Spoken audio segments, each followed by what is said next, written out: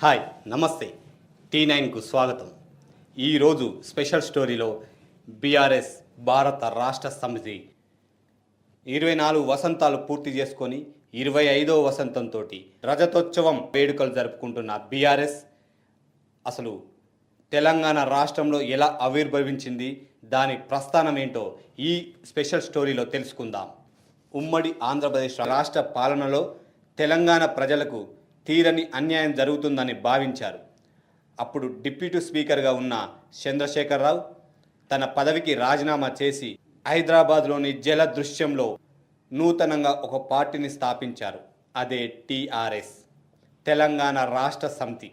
2001 April 27న Telangana రాష్ట్ర సమితిని ప్రారంభించిన కేసీఆర్ అప్పటి నుండి నిరంతరంగా స్వరాష్ట్రం కోసం, తెలంగాణ రాష్ట్రం సాధించడమే లక్ష్యంగా 14 సంవత్సరాలు నిరంతరం పోరాడిన పార్టీగా తెలంగాణలో ప్రత్యేక గుర్తింపు ఉంది.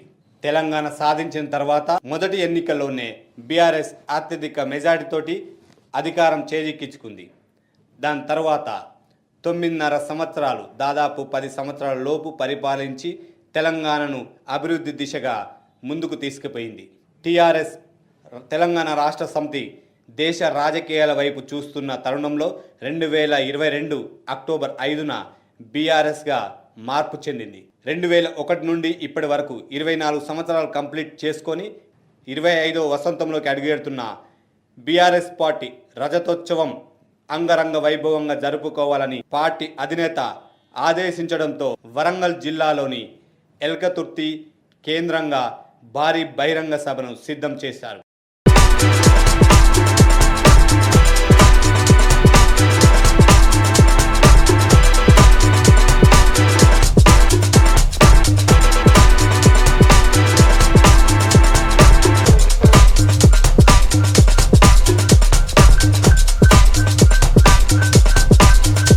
వెట్టి పనికైనా మట్టి పనికైనా మనోడే ఉండాలి. 2 ఢిల్లీ పార్టీలకు మనం నమ్మితే మళ్ళీ మిగిలేది ఇల్లు గుల్లైతుంది, మళ్ళీ మిగిలేది గుండు సున్నా. కాబట్టి మీ పార్టీ, మీ ఇంటి పార్టీ, మీ అందరి కోసమే పుట్టిన పార్టీ, మన రాష్ట్రం కోసం పుట్టిన పార్టీ తెలంగాణ రాష్ట్ర సమితిగా పుట్టి ఈరోజు భారత రాష్ట్ర సమితిగా మరి 24 ఏళ్లు నిండి 25వ వసంతంలో అడుగు పెడుతున్న శుభ సందర్భాన మరి ఇంకొక 50 ఏళ్లు ఈ పార్టీ తెలంగాణ ప్రజలకు, భారత ప్రజలకు సేవ చేసే భాగ్యాన్ని కలిగించే విధంగా మాకు ఆశీర్వాదం ఇవ్వాలని, మీకోసం ఏ సమస్య వచ్చినా కొట్లాడుతూనే ఉంటామని చెప్పి ఎట్టి పనికైనా మట్టి పనికైనా మనోడే ఉండాలనే మాట గుర్తుపెట్టుకోవాలి.